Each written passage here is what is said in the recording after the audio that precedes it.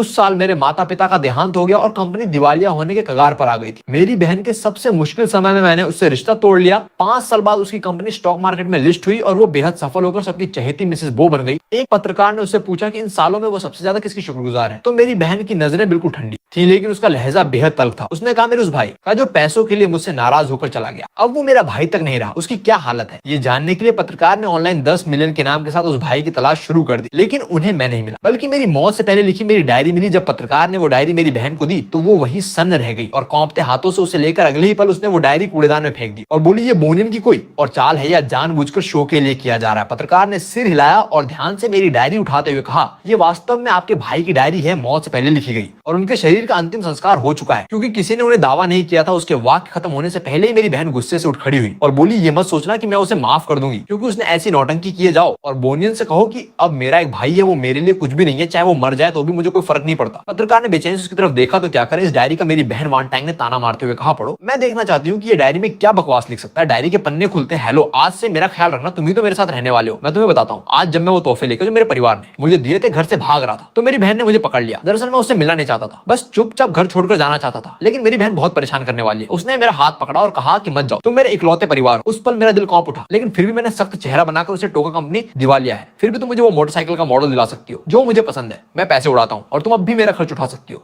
बजाय इसके कि तुम्हारे साथ रहूं और हर दिन पैसे बचाने के बारे में सोचता रहूं। लेकिन मेरी बहन और भी परेशान हो गई और पूछने लगी कि वो कौन है जो मुझे बहका रहा है, और उसने कहा कि वो आगे और भी मेहनत करेगी, बहुत सारा पैसा कमाएगी और मुझे पहले की तरह जैसे एक यंग मास्टर की तरह रखेगी। लेकिन अंदाजा लगाओ मैंने उससे क्या कहा। मैंने कहा, मुझे कोई धोखा ही दे तो तुझे क्या मतलब, अगर तुझमें मुझे पालने की काबिलियत और पैसा होता तो मैं तेरा अच्छा भाई बना रहता और वापस घर आ जाता, लेकिन तेरे पास कब पैसा होगा। मेरी बहन जो इतनी घमंडी थी उसने मुझे रोकने के लिए घुटने तक टेक दिए। कितना बेचारा लग रहा था ना। मैंने अपना चेहरा घुमाकर उसके देखने से पहले ही अपनी आंखों के आंसू पोंछ लिए और कहा, मेरे भविष्य में मतलब मत करो, और यहाँ तक ऐलान कर दिया कि मैं उससे रिश्ता तोड़ता हूँ। लोगों ने मुझे अपना सामान घसीटते हुए जाते देखा, मुझे माफ कर देना। मेरी बहन को बहुत दुख पहुंचा होगा ना। इस रात के बाद पत्रकार ने गहरी सांस ली और सोचा कि मिसेस बो अपने छोटे भाई पर इतना निर्भर थी। ये सोचकर वो हैरान रह गया, लेकिन कैमरा बहन पर गया तो उसके चेहरे पर कोई भावना नहीं थी, वो अब भी बिल्कुल ठंडी थी और उसने हल्के से कहा, मुझे बहुत पछतावा है, मुझे पछतावा है कि मैं उसके साथ इतनी अच्छी थी और उसने एक नाशुक्री को पाल पोस कर बड़ा किया। डायरी फिर से खुलती है, मैं फिर आ गया हूँ। आज मैं दूसरे हॉस्पिटल में जाकर और टेस्ट करवाया। दरअसल मैं उम्मीद कर रहा था कि पहले का डायग्नोसिस गलत साबित हो, ताकि मैं वापस जाकर अपनी बहन से कह सकूं कि मुझे माफ कर दो, और जैसे पहले होता था वो मुझे माफ कर देती। इस जिंदगी में इतने चमत्कार कहाँ। डॉक्टर ने सख्त चेहरे के साथ मुझसे कहा, तुम्हारे माता पिता कहाँ हैं, प्राइमरी हेपेटोसेलुलर कार्सिनोमा यानी लिवर कैंसर आखिरी स्टेज पर है, तुरंत हॉस्पिटल में एडमिट होने की जरूरत है। मैं कुछ समझ नहीं पाया, लेकिन मौत का डर मुझसे रुला गया। मैं सिर्फ 18 साल का था। डॉक्टर ने मुझे दया से देखा और हॉस्पिटलाइजेशन का बिल थमा दिया। मैं पेमेंट मशीन की तरफ भागा और बिल देखकर आखिरकार चुपके से हॉस्पिटल से भाग निकला। मैंने अपनी बहन के मेन कार्ड में जो मैंने कुछ पैसे बचाए थे उसे लिंक कर दिया। वैसे भी मैं मरने वाला हूँ, क्यों मेरी बहन का पैसा बर्बाद करूं। उसका पैसा कमाना बहुत मुश्किल है। जब से मेरे माता पिता जिस ठेकेदार के साथ काम करते थे वो भाग गया तो प्रोजेक्ट बिगड़ गया और फंडिंग चेन टूट गई। मेरे माता पिता बहुत ज्यादा प्रेशर की वजह से एक कारोबारी मीटिंग के दौरान एक्सीडेंट का शिकार हो गए और दोनों की मौत हो गई। कंपनी का सारा बोझ मेरी बहन के कंधों पे आ गया। मैंने अपनी आंखों से देखा जब लोग वसूली के लिए आते थे और घर की सब कीमती चीजें ले जाते थे, और मेरी बहन मुझे लाखों रुपए विदेश पढ़ने के लिए देने के लिए उन लोगों के सामने घुटनों के बल बैठ गई और सिर पटक दिया। लेकिन आखिरकार बैंक ने सारी संपत्ति कुर्क कर ली। कर्ज चुकाने के लिए मेरी बहन हर जगह पैसे उधार मांगने गई। उसने इतनी शराब पी कि उसे पेट से खून की उल्टी हुई और हॉस्पिटल में एडमिट कराया गया। लेकिन उसके पास न तो डॉक्टर को दिखाने का समय था और न ही इलाज के पैसे। थोड़ा ठीक होते ही वो हॉस्पिटल से निकलकर फिर से बिजनेस के लिए भीख मांगती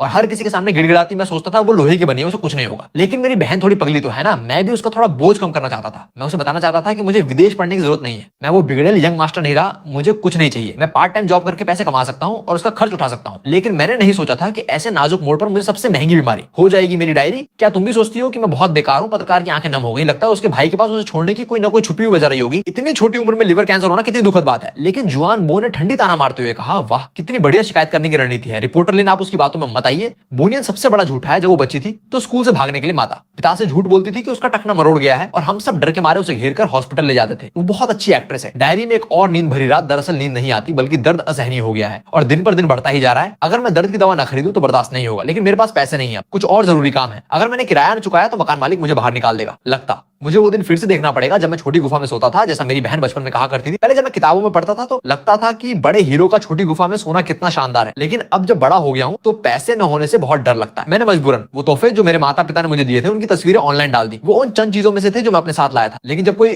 पूछता है तो मैं कोई ना कोई बहाना बना देता हूँ। दरअसल दिल नहीं चाहता कि उनसे जुदा हूँ। आखिरकार इतने दर्द और भूख के कारण मैंने कार्ड से 500 रुपए निकाल ही लिए। बहन सॉरी, मैं फिर से तुम्हारा पैसा खर्च कर रहा हूँ। गरीब होने के बाद मैंने महसूस किया कि मेरी पुरानी आदतें ठीक हो गई। जब मैं भूख से बेहोश होने वाला था तो मैंने मैंने कूड़ेदान से एक गंदा बन उठाकर खा लिया। वास्तव में वो बहुत स्वादिष्ट था। लगता है गरीबी यंग मास्टर की सारी बीमारियां ठीक कर सकती है। मैं सुपरमार्केट गया और बन का एक पैकेट खरीदा, पानी की एक बोतल और हॉस्पिटल से कुछ दर्द की दवाएं खरीदी। बचे हुए पैसे किराए के लिए रख दिए। प्रोफेसर ने फिर से मुझे फोन किया। उसने मुझे मेरे अच्छे नंबरों के साथ पढ़ाई पर ध्यान देने की सलाह दी। अचानक क्लास छोड़ना अच्छा नहीं है। मुझे डर था कि वो मेरी बहन से संपर्क कर लेंगे, इसलिए मैंने स्कूल छोड़ने का प्रस्ताव रखा। लेकिन प्रोफेसर ने फिर भी मेरी बहन को फोन लगा दिया। मेरी बहन ने भी फोन किया। उसका लहजा और आवाज फिर से ठंडी थी। उसने कहा, वो ना, मैं जानती हूँ तू मुझसे कुछ लेना देना नहीं चाहता। मुझे कोई फर्क नहीं पड़ता तू किस लड़की के साथ उलझ रहा है, लेकिन तू उसकी वजह से अपनी अनमोल पढ़ाई तक छोड़ने को तैयार है। क्या ये बदतमीजी वाला व्यवहार हमारे माता पिता के साथ न्याय करता है? हालांकि आखिर में मैंने अपनी बहन की आवाज नहीं सुनी। मुझे लगा जैसे बहुत लंबा समय बीत गया हो, जैसे आधी जिंदगी मैंने अपना मुंह दबा लिया ताकि जोर से रो यूं, लेकिन आंसू रुकने का नाम नहीं ले रहे थे। बहन, मैं तुझे कितना मिस करता हूँ। फोन के दूसरी तरफ मेरी बहन झुंझला गई और उसने एक और बात कही, अगर तू ऐसे ही करता रहा तो मैं सच में तेरी परवाह करना छोड़ दूंगी। फिर उसने फोन रख दिया, लेकिन मैं बहुत देर तक रोता रहा। मेरी प्यारी डायरी, लगता है मैं अपनी बहन को ब्लॉक कर दूंगा। कल मैं स्कूल से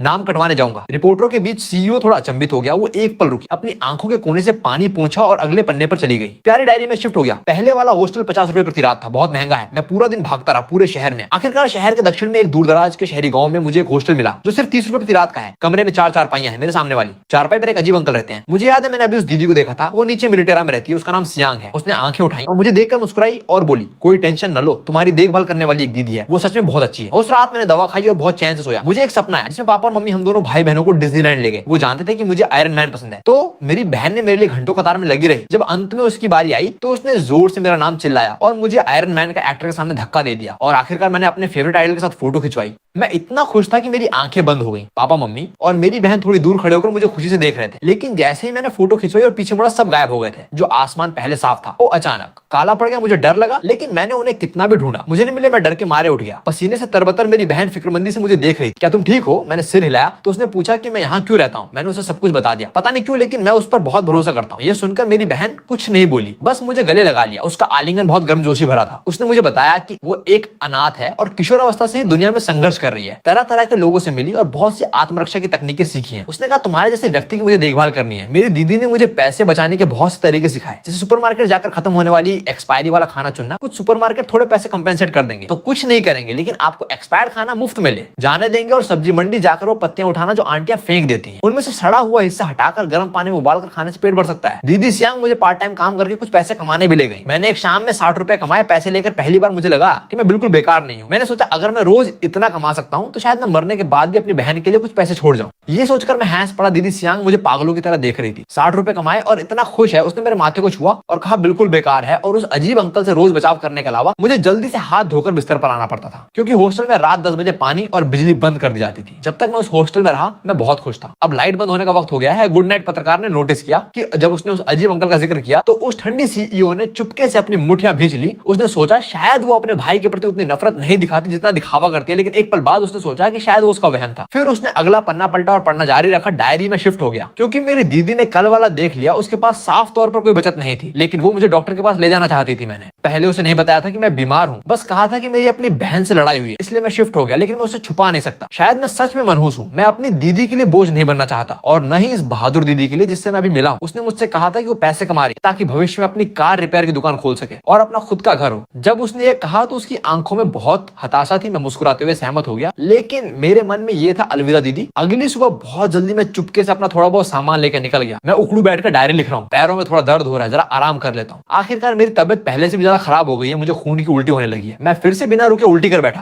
राहगीर मुझे ऐसे देख रहे थे जैसे मैं कोई भूत हूँ। वो बहुत डर गए थे और दूर खड़े होकर उंगली उठा रहे थे। मैं सिकुड़ गया। बहुत देर बाद जब मैंने सिर उठाया तब मुझे पता चला कि डायरी पे खून लग गया था। मैंने जल्दी से अपने हाथ से पोंछने की कोशिश की, लेकिन खून का धब्बा और बढ़ता गया। मुझे माफ कर देना डायरी, मैंने तुम्हें भी गंदा कर दिया। मेरा इरादा नहीं था, लेकिन दर्द इतना था कि काबू में नहीं था। जब मैं जमीन पर उखड़ बैठा, थकान उतार रहा था, तभी एक बुजुर्ग औरत जो पुराने कपड़े पहने थी मेरे पास आई और उसने मेरे हाथ में कुछ पैसे रख दिए। चाहे मैंने कितना भी मना किया, वो पैसे रखकर भाग गई। मैं चुपके से उसके पीछे गया तो पता चला कि वो अपने विकलांग पति के साथ थी, जिसके हाथ में एक छोटा बच्चा था। उसने अपने बालों को सहलाया और बच्चे के गाल पर किस किया और फिर लगन से फल बेचने लगी। मैं वहां बहुत देर तक रुका रहा, यहाँ तक कि अंधेरा हो गया। मेरे शरीर का आधा हिस्सा ठंड से सुन्न हो गया था। फिर भी बहुत सारे फल बचे थे। वो औरत आहा भर रही थी। उसके पति ने कुछ बातें कहकर उसे ढांढस बंधाया और दोनों सामान समेटने लगे। उन्होंने बच्चों को एक टोकरी में रख दिया। लिया। मैंने अपना हुड पहना और जल्दी से वहां गया। जब वो अनजान थी, मैंने बच्चे के कपड़ों में पैसे रख दिए। बोनियन, तुमने बहुत अच्छी कहानी बनाई है। मैं तो पिघलने ही वाला था, मेरे पास पैसे नहीं है। मैंने पैसे कमाने के लिए किताबें लिखनी शुरू कर दी है। रिपोर्टर लिन, आगे पढ़ने की जरूरत नहीं है। मैं सच में हास्यास्पद हूँ जो इतना समय यहाँ बर्बाद कर रही हूँ। अब जब वो मौत का नाटक कर रही है और मेरे सामने आने की हिम्मत नहीं जुटा पाती, तो मैं उसे मृत मान लेती हूँ। वैसे भी मुझे कोई फर्क नहीं पड़ता। ये कहकर वो उठ गई और बिना किसी पछतावे के घूमकर चली गई और इंटरव्यू अचानक खत्म हो गया। एक स्टॉक शो का एपिसोड वायरल हो गया। किसी ने यह खुलासा किया कि 5 साल पहले जब सीईओ ने अपने भाई से रिश्ता तोड़ा, तब वो एक मानसिक स्वास्थ्य क्लिनिक में जाती थी। इससे अंदाजा लगता है कि सीईओ को माता पिता की मौत और भाई के विश्वासघात की वजह से गंभीर डिप्रेशन हुआ था। और जब उसकी कंपनी ने उड़ान भरी तो उसने एक छोटे भाई को गोद ले लिया और सीईओ के भाई की डायरी ने इंटरनेट पर भारी बहस छेड़ दी। कुछ लोग सीईओ के भाई को निशाना बना रहे हैं कि उसने पैसों के लिए अपनी बहन को छोड़ दिया और मौत का नाटक कर ध्यान खींचने की कोशिश की, जिससे बहन को अकेले दिवालियापन का सामना करना पड़ा और उसकी मानसिक स्थिति को भारी नुकसान पहुंचा। और अब जब उसकी बहन तरक्की कर गई है तो ये सहानुभूति पाने के लिए दया का नाटक कर रहा है और ऐसी डायरियां लिख रहा है। और तो और सीईओ का एक नया भाई भी है। कहा जाता है कि अपने भाई की 18-20 सालगिरह मनाने के लिए उसने पूरा अम्यूजमेंट पार्क बुक कर लिया था और उसे एक limited edition sports car gift की थी। हाथों हाथ उसे दुलार कर रही थी। वहीं कुछ लोगों का मानना है कि इस कहानी में कुछ तो छुपा है, क्योंकि ये डायरी बहुत ही रियलिस्टिक तरीके से लिखी गई है और इसमें दिल को छू लेने वाली इमोशंस हैं। क्या कोई भौतिकवादी व्यक्ति ऐसे नोट्स लिख सकता है, चाहे कोई भी राय हो? लेकिन इंटरनेट उपयोगकर्ता ये जानने के लिए उत्सुक हैं कि सीईओ के भाई ने अपनी डायरी के अगले पन्नों में क्या लिखा था। और ट्रेंडिंग के चलते टीवी स्टेशन के रिपोर्टर ने फिर से सीईओ से संपर्क किया और पूछा कि क्या वो अपने भाई की मौत से पहले वाली डायरी को प्रकाशित करने की अनुमति देगी। पता नहीं ये अविश्वास था या सच में उसे कोई परवाह नहीं थी। सीईओ के असिस्टेंट ने कहा कि सीईओ ने कहा है कि ये डायरी उसने टीवी स्टेशन को सौंप दी है, चाहे वो इसे प्रकाशित करें या नष्ट करें, उसे कोई आपत्ति नहीं है। और उसने ये भी कहा कि उसका सिर्फ एक ही भाई है। वायु कुछ नेटिजन बहुत खुश और संतुष्ट हैं कि सीईओ के भाई का ड्रामा चलता रहे या ना चले, उसे कोई मतलब ही नहीं है। परमिशन मिलते ही टीवी स्टेशन ने तुरंत एक प्रोग्राम का लाइव स्ट्रीम किया जिसका नाम था बोनियन की मौत से पहले लिखी डायरी का। कार्यक्रम स्क्रीन पर उसकी उदास सूरत थी और उसने कहा, जैसा आप सबको पता है मैंने भी ये डायरी पहले कभी नहीं पढ़ी है। सीईओ बो की अनुमति मिलने के बाद आज मैं इसे लाइव स्ट्रीम पर आप सबके साथ साझा कर रहा हूं। उम्मीद करता हूं आप सब मुझे माफ रखेंगे। फौरन हजारों लोग लाइव स्ट्रीम में आ गए। 1 मिनट से भी कम समय में 10 लाख से ज्यादा लोग आ गए। सब रिपोर्टर लिन की उस डायरी खोलने का इंतजार कर रहे थे। जबकि दूसरी तरफ बो फैमिली में असिस्टेंट लिन ने अपनी मालकिन की तरफ जटिल भावनाओं से देखा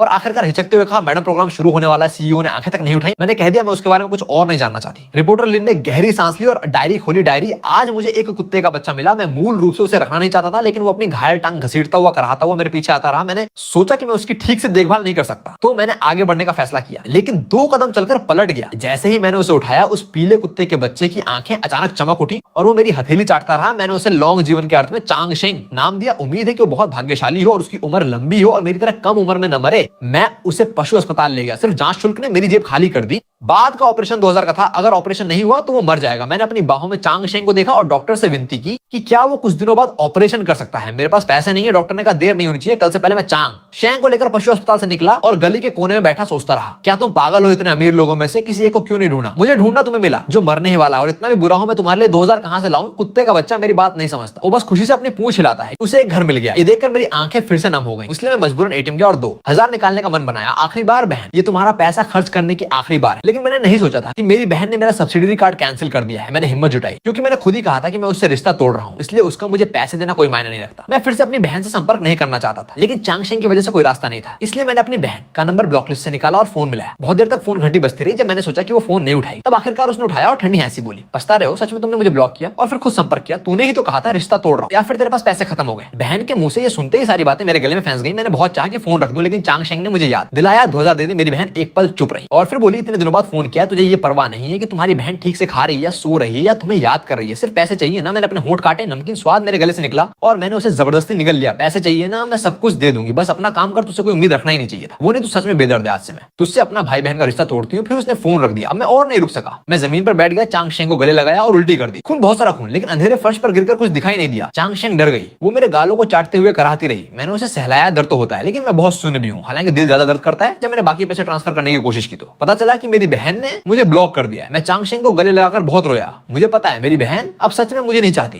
पहले मैं चाहता था कि वो मुझे भूल जाए और रिश्ता तोड़ ले, लेकिन अब जब उसने सच में कर दिया तो दुख से मेरी सांसें फूलने लगती हैं। और पढ़ते हुए रिपोर्टर लिन का हाथ तेजी से कांपने लगा। इतना दर्दनाक होते हुए भी ये कहानी दिल को झकझोर देने वाली है। मेरी आंखें आंसुओं से भर गई हैं। जल्दी बताओ चांगशेंग का क्या हुआ? कुत्ते तो बोल नहीं सकते, बस खुश होते हैं कि उन्हें घर मिल गया। ये तो सीधे दिल पर तीर की तरह है। इस समय भी कुछ लोग बोनियन पर नाटक करने और मई से सहानुभूति लूटने का आरोप लगा रहे थे, लेकिन पहले के मुकाबले ये बूंद के बराबर था। लगता है अब सबको चांगशेंग की सुरक्षा की अधिक चिंता थी। इसलिए प्रेशर के बीच रिपोर्टर लेने खुद को संभाला और अगला पन्ना खोला, डायरी कितने दिनों बाद मिलते हैं। मैं तुम्हें एक अच्छी खबर सुनाता हूँ, चांगशेंग का ऑपरेशन हो गया, अब वो बिल्कुल स्वस्थ है, बस बहुत चिपकू कुत्ता है, जहां मैं जाता हूँ वो मेरे पीछे आता है यहाँ तक कि सोने के लिए भी मेरे पैरों से लिपट कर सोता है। और एक बुरी खबर ये है कि मेरी बीमारी और बिगड़ गई है, पता नहीं मैं और कितने दिन जी पाऊंगा, शायद 1 महीने से भी कम। अब जब मैं फार्मेसी में दर्द की दवाएं बल्क में खरीदने आता हूँ तो सेल्समैन शक की नजर से देखते हैं। वो हमेशा सोचते हैं कि मैं नशेड़ी हूं, शुक्र है मेरे पास अभी भी मेरी मेडिकल रिपोर्ट है। थोड़ा विनती करने पर वो आमतौर पर नरम पड़ जाते हैं और दवा बेच देते हैं, लेकिन दर्द की दवाओं का असर धीरे धीरे कम होता जा रहा है। सोने के लिए मुझे और ज्यादा दवा लेनी पड़ती है। कल पंपलेट बांटते समय अचानक मैं सड़क पर बेहोश हो गया। चांगशेंग बहुत डर गया, वो मेरा चेहरा चाटता रहा और भौंकता रहा। आखिरकार उसने एक दयालु इंसान को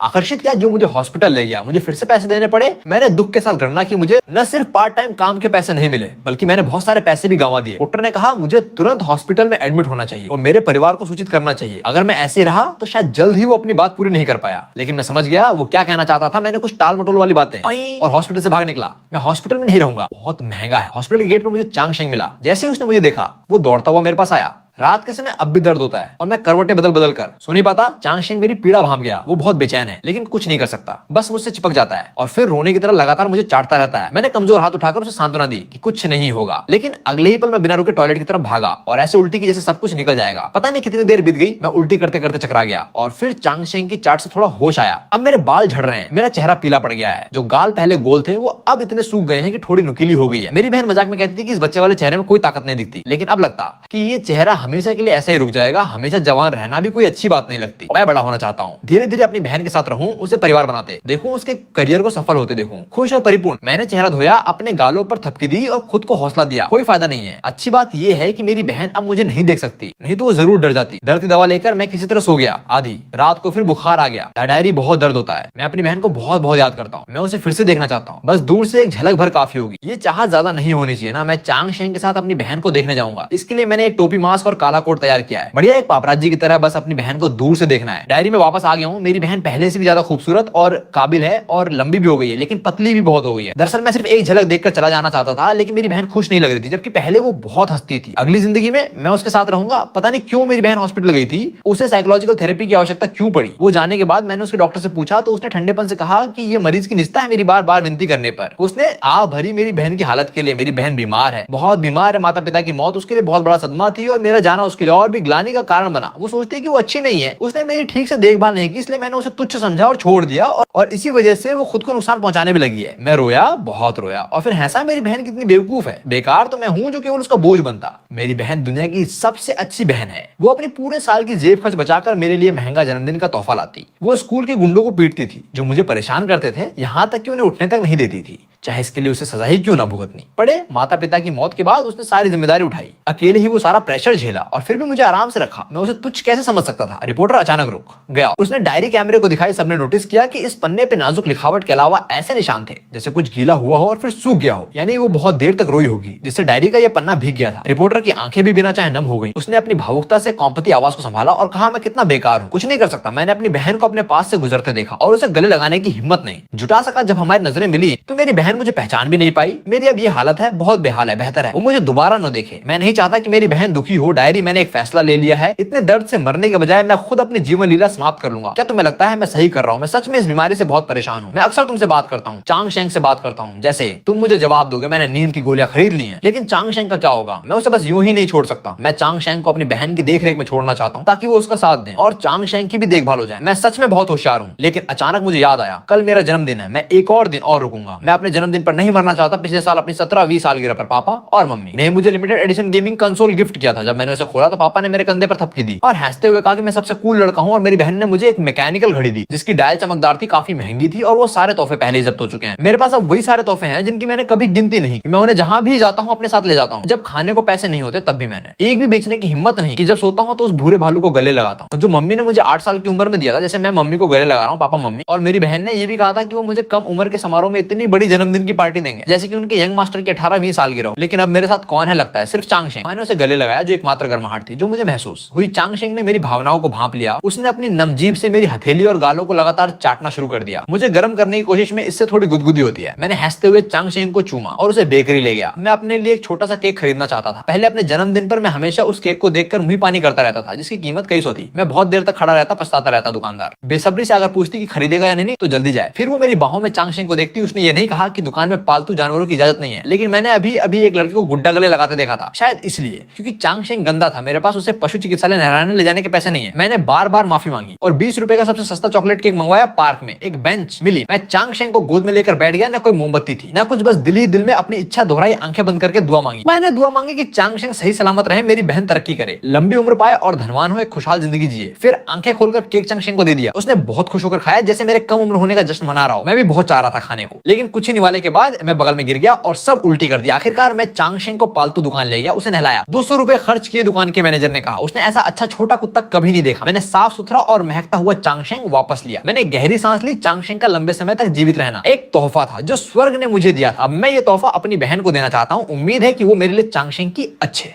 से देखभाल करेगी और उम्मीद है कि चांगशेंग मेरी जगह मेरी बहन का साथ देगा और वो 20,000 जो मैंने बचाए थे वो भी चुपके से मेरी बहन के दरवाजे के नीचे से अंदर रख दूंगा। अगर कुछ अप्रिय नहीं हुआ तो कोई और अपडेट नहीं होगा, क्योंकि कल मैं दूसरी दुनिया में जाकर अपने पापा और मम्मी से मिलूंगा। डायरी में तुम्हें मिस करूंगा चांगशेंग, मैं भी तुम्हारी रक्षा करूंगा और बहन मैं हमेशा हमेशा तुम्हारी रक्षा करूंगा। रिपोर्टर लिन को लगा कि यही खत्म हो गया, लेकिन उसने अनजाने में अगला पन्ना पलट दिया और ऊपर लिखी बातें देखी। मुझे माफ कर देना चांगशेंग, मैं तुम्हारी अच्छे देखभाल नहीं कर सका। क्या तुम्हारी बहन को लगा कि तुम किसी पालतू मालिक का कुत्ता हो या उसने तुम्हें पसंद ही नहीं किया? मैं थोड़ी दूर छिप गया और सोचा कि चांगशेंग के मेरी बहन के साथ जाने का इंतजार करूं, लेकिन चांगशेंग पट्टा तोड़कर मेरी तरफ भागा। अगर मैं उसे खुद अपनी बहन को सौंप देता तो अच्छा होता। मैं चांगशेंग से बिना रुके विनती करता रहा कि मत जाओ, मुझे मत छोड़ो, लेकिन उसने मुश्किल से सिर उठाया और कराते हुए मेरा चेहरा चाटा और फिर आंखें बंद कर ली। मैंने चांगशेंग को गोद में लिया और गाने लगा। अच्छा कुत्ता दरवाजा खोल गाते गाते आंसू बह रहे थे। मैंने चांगशेंग को पापा और मम्मी की कब्र के पास छोटी सी पहाड़ी पर दफना दिया। आज रात का चांद गोल तो नहीं था, लेकिन बहुत चमकीला था। मैं अब और इंतजार नहीं कर सकता। चांगशेंग थोड़ा धीरे चलो, मैं अब तुम्हारे पास आ रहा हूं। और पापा और मम्मी के पास भी अलविदा बहन रिपोर्टर ने डायरी पढ़कर समाप्त की। तब तक लाइव स्ट्रीम पर कमेंट्स की बाढ़ आ चुकी थी। लोग लिख रहे थे क्या चांगशेंग भी मर गया और बोनियन भी मर गया, ये लेखक कितना क्रूर है, खुद का मरना भी काफी था, कुत्ते के मरने की क्या जरूरत थी, कुत्ते की क्या गलती थी, कितनी बुरी बात है। चांगशेंग को तो बचा सकते थे, मुझे मार डालो, लेकिन कुत्ते की छुरी मत चलाओ। ये बोनियान सच में मरा था या शो का हिस्सा था? तभी किसी ने बताया पुलिस के रिकॉर्ड और हमारी जांच के अनुसार वोरान की मौत 5 साल पहले हो चुकी है। ये कोई शो या मौत का नाटक नहीं है। मुर्दों के बारे में बुरा मत बोलो, कृपया अपने शब्दों पर नियंत्रण रखें। ये डायरी हमारे पास सुरक्षित रहेगी, बाकी सवालों का जवाब हम नहीं देंगे, धन्यवाद। फिर रिपोर्टर ने लाइव स्ट्रीम बंद कर दी। नेटिजनों की जिज्ञासा शांत नहीं हुई तो उन्होंने सीईओ बो के सोशल मीडिया पर मैसेज करना शुरू कर दिया और उनके पोस्ट के नीचे कमेंट करने लगे। इतने सारे लोगों ने तलाश की, यहां तक कि ट्रेंड करने लगा कि सीईओ बो का भाई वोनान मर गया। बोनियन की मौत से पहले की डायरी का कंटेंट असली है और डायरी में जिस दीदी का जिक्र था उसने भी इंटरनेट पर एक पोस्ट लिखी, नियान नियान मर गया। मुझे बहुत अफसोस है, वो उस समय बिना बताए चली गई थी। मैंने उसे बहुत ढूंढा लेकिन नहीं मिली, मुझे उसके लिए बहुत दुख है। अगर मैं उसे पहले डॉक्टर के पास ले जाती तो शायद वो इतनी जल्दी न जाती। ज्यादातर लोगों ने शक की स्थिति अपनाई रखी जब तक कि उसने उनकी एक साथ की तस्वीर पोस्ट नहीं की। तस्वीर चमकती मुस्कान वाला लड़का और बोनियन की पहले से प्रकाशित तस्वीर बिल्कुल एक जैसी थी। तब सबको विश्वास हुआ, नेटिजन टूट गए। उन्हें लगा डायरी असली थी। पूरे नेटवर्क पर बोनियन और चांगशेंग की मौत पर शोक मनाया जाने लगा और एक के बाद एक ट्रेंड वायरल हुए, न्यान न्यान चांगशेंग हम तुम्हें घर ले चलेंगे, न्यान न्यान चांगशेंग तुम दूसरी दुनिया में ठीक हो ना। आखिरकार ये बात प्रेसिडेंट बो के असिस्टेंट तक पहुंची। उसने अपना फोन बहुत देर तक देखा, संकोच किया, लेकिन बोल ही दिया मैडम वो 5 साल पहले आपने एक बेज रंग का कुत्ता देखा था। प्रेसिडेंट बो ने हैरानी से उसकी तरफ देखा, फिर एक पल बाद सिर हिलाया। उस दिन मैं काम से घर लौट रही थी। मैंने दरवाजे के खंबे के पास एक छोटा कुत्ता पड़ा देखा, पूरा बेज रंग, गुलाबी नाक, बहुत साफ और प्यारा लग रहा था। साफ पता चल रहा था कि किसी का पालतू है। मुझे याद आया उसे भी छोटे जानवर बहुत पसंद थे, इसलिए मैंने पास जाकर उसे सहलाया। कुत्ता बहुत अच्छा था, वो अपनी पूंछ लगातार हिला रहा था। मैंने सोचा उसका मालिक वापस आ जाएगा तो मैं घर चली गई। कुछ देर बाद बाहर बहुत हंगामा सुनाई दिया तो मैं खिड़की के पास गई और देखा एक लड़का कुत्ते को गले लगाकर बीच सड़क पर जोर जोर से रो रहा था। बेहद दिल दहला देने वाला रो रहा था। वो शायद कुत्ते का मालिक था। कहा जाता है कि कुत्ते ने अपने मालिक को देखा नहीं और बेचैन होकर पट्टा तोड़ भागा। असिस्टेंट स्तब्ध रह गई। तभी उसका फोन बजा। उसने नीचे देखा, फोन पर एक फाइल भेजी गई थी। वो हैरान रह गई और बोली मैडम वो मुझे माफ करें, इस दौरान आपकी पीठ पीछे मैंने डायरी और आपके भाई के बारे में जांच करवाई। सच में वो मर चुका है। पुलिस ने 5 साल पहले उसकी मौत दर्ज की थी। सबूत असली है, उन्हें फर्जी नहीं बनाया जा सकता। उसने जहर खाकर खुदकुशी कर ली थी और वो डायरी भी असली है। ये कहने के बाद असिस्टेंट ने प्रेसिडेंट बो की प्रतिक्रिया देखने की हिम्मत नहीं जुटाई, बल्कि वो ट्रेंड खोल दी और बोली आप जरा देख लीजिए बोनियन के साथ आगे क्या हुआ। उसकी डायरी आज पूरे नेटवर्क पर पब्लिक हो चुकी है, मुझे लगता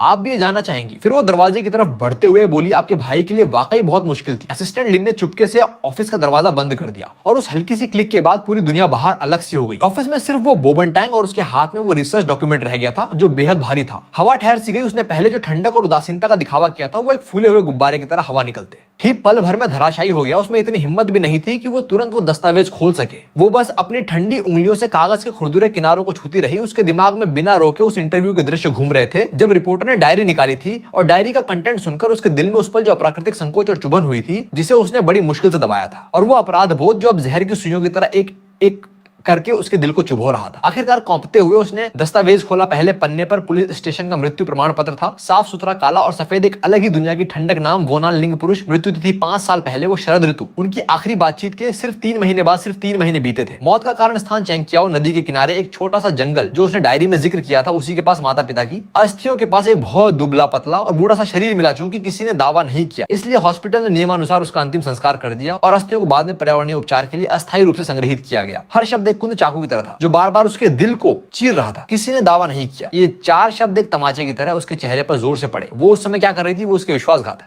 कि गुस्से और दर्द में डूबी हुई थी। शायद मनोवैज्ञानिक क्लिनिक में इलाज करवा रही थी, शायद किसी पार्टी में जबरदस्ती मुस्कुरा रही थी, शायद उसने ये भी नहीं सोचा था कि कहीं वो सच में अभी भी जीवित है या नहीं। साथ में कई स्थलों की तस्वीरों की प्रतियां थी। रेजोल्यूशन बहुत ऊंचा नहीं था, लेकिन उस समय की स्थिति देखने के लिए काफी था। एक दुबला पतला लड़का, लगभग बिगड़ चुके चेहरे के साथ, चुपचाप एक पेड़ के तने से लगा हुआ था। उसने वही काला कोट पहना था जिसका जिक्र डायरी में था। टोपी ने उसके चेहरे का अधिकतर हिस्सा ढका हुआ था। उसके पैरों के पास खाली दवाओं की पुड़िया और नींद की गोलियों के ब्लिस्टर पैक थे। उसकी बाहों में सिर्फ एक भूरा टेडी बियर था जो पुराना और गंदा लग रहा था। वान टैंग ने तुरंत पहचान लिया, ये वो जन्मदिन का तोहफा था जो उसकी माँ ने उसे 8 साल की उम्र में दिया था। उसने इसे हमेशा अपने पास रखा था। डायरी मिलने की जगह की भी तस्वीर थी बिल्कुल उसके बगल में, सावधानी से प्लास्टिक की थैली में लपेटा हुआ था, जैसे कि ओस से बचाने के लिए अंत तक उसने इस एकमात्र डायरी की रक्षा की जिस पर वो भरोसा कर सकता था। वोबन टैंग की सांसें तेज हो गई, उसकी आंखों के सामने अंधेरा छा गया। उसने अचानक अपना मुंह हाथ से दबा लिया, लेकिन उसके सीने से निकलती उस दिल दहला देने वाली चीख को रोक नहीं सकती। जो आंसू उसने बहुत पहले बहा दिए थे वो अब तेजी से निकल रहे थे और उसकी त्वचा को जला रहे थे। नियान नियान मेरा नियान नियान, उसने कर्कश आवाज में फुसफुसाया जो उसकी अपनी नहीं लग रही थी। ये कोई रणनीति नहीं थी, कोई कहानी गढ़ना नहीं था। वो सच में बीमार था, सच में बेघर हो गया था, सच में अपने जीवन के आखिरी पलों में बीमारी की पीड़ा और दुनिया की ठंडक सह रहा था। लेकिन फिर भी लगातार उसके बारे में सोच रहा था, अपनी बेकार बड़ी बहन के बारे में। उसने जानबूझकर वो सब बकवास कहा और उसे सबसे दर्दनाक तरीके से दूर किया। ऐसा नहीं था कि वो उससे प्यार नहीं करता था, बल्कि इसलिए क्योंकि वो उससे बहुत प्यार करता था। इतना प्यार करता था कि वो सारी बदनामी और पीड़ा खुद उठाना पसंद करता था, बजाय इसके कि वो उसके लिए बोझ बने। और उसने क्या किया? उसने उसके नाटक पर विश्वास कर लिया। उससे 5 साल तक नफरत करती रही, यहाँ तक कि जब उसकी मौत का पता चला तो कहा मर जाए तो भी मुझे कोई फर्क नहीं पड़ता। उसने एक नया छोटा भाई गोद लेकर उससे